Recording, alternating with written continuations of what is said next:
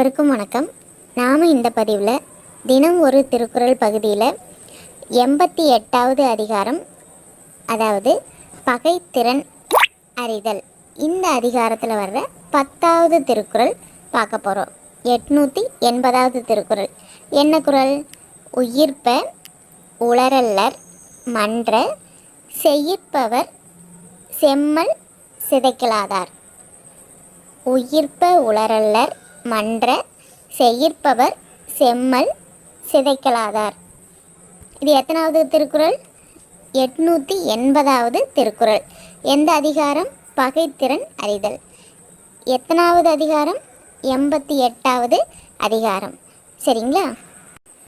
இந்த குறளுக்கு பதவுரை அப்படின்னு பார்த்திங்கன்னா, உயிர்ப்ப அப்படின்னா மூச்சு விட, உளர் அப்படின்னா இருக்கின்றவர், அல்லர் ஆகமாட்டார், மன்ற அப்படின்னா திண்ணமாக உறுதியாக அல்லது ஒருதலையாக, செய்யிற்பவர் அப்படின்னா பகைவர், செம்மல் அப்படின்னா செருக்கு தருக்கு தலைமை அப்படின்னு அர்த்தம், சிதைக்கலாதார் அப்படின்னா கெடுக்கலாதவர் அப்படின்னு அர்த்தம். சரிங்களா? இந்த குறளுக்கு பதவுரை பார்த்தோம். அதே மாதிரி விளக்கம் பார்க்கலாம்.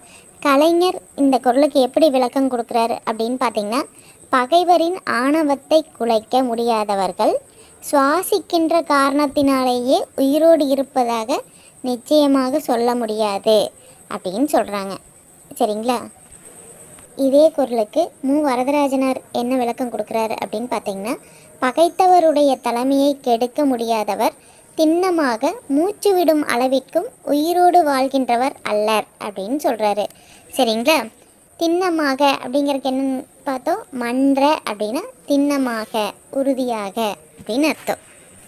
அடுத்து சாலமன் பாப்பையா அவர்கள் என்ன விளக்கம் கொடுத்துருக்காரு அப்படின்னு பார்த்திங்கன்னா, நம்மை பகைப்பவரின் செருக்கை ஏளனமாய் எண்ணி அழிக்காமல் விடுபவர் மூச்சு விடும் நேரத்திற்குள் பகைவரால் நிச்சயம் அழிக்கப்படுவார். சரிங்களா? இந்த விளக்கம் சாலமன் பாப்பையா அவர்கள் கொடுத்துருக்காங்க. சரிங்களா? குறளில் என்ன சொல்கிறாங்க அப்படின்னா, அதிகாரமே என்ன அதிகாரம்னு பார்த்துருக்கோம், பகைத்திறன் அறிதல். பகைவரோட திறன் அறிந்து செயல்படணும் அப்படின்னு சொல்கிறாங்க.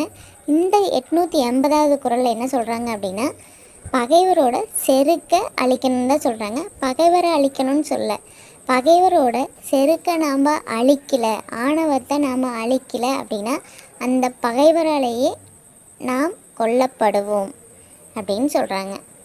சரிங்களா? சரி, இப்போ மறுபடியும் பார்க்க, செய்யிற்பவர் அப்படிங்கிறவங்க யார்? பகைப்பவர். செம்மல் அப்படின்னா செருக்கு தருக்கு தலைமை அப்படின்னு. சிதைக்கலாதவர் அப்படின்னா கெடுக்காதவர். உயிர்ப்ப அப்படின்னா மூச்சு விட. உளர் அப்படின்னா இருக்கின்றவர். மன்ற அப்படின்னா திண்ண. சரிங்களா? இந்த திருக்குறளை சமீபத்தில் அந்த ஒரு திரைப்படத்தோட போஸ்டரில் பார்த்துருக்கலாம் நீங்கள். சரிங்களா? திரைப்படத்தோட பேருக்கு மேலே இந்த திருக்குறள் இருந்தது. சரிங்களா? உயிர்ப்ப உளரல்லர் மன்ற செய்யிற்பவர் செம்மல் சிதைக்கலாதார். சரிங்களா? சமூகத்தில் அதிகமாக பேசப்பட்ட பார்க்கப்பட்ட எந்த ஒரு விஷயமே டிஎன்பிஎஸ்சியில் கொஷினாக கேட்கலாம். சரிங்களா? அதனால் இந்த குறள் கூட கேட்குறக்கு நிறைய சான்ஸ் இருக்குது. சரிங்களா? அதனால் இந்த குறள் நல்லா படிச்சுக்கங்க, விளக்கமும் நல்லா படிச்சுக்கங்க. இந்த பதிவு உங்களுக்கு ரொம்ப பயனுள்ளதாக இருக்குன்னு நம்புகிறோம். உங்களுக்கு பயனுள்ளதாக இருந்ததுன்னா லைக் பண்ணுங்கள், ஷேர் பண்ணுங்கள், மறக்காமல் சப்ஸ்கிரைப் பண்ணி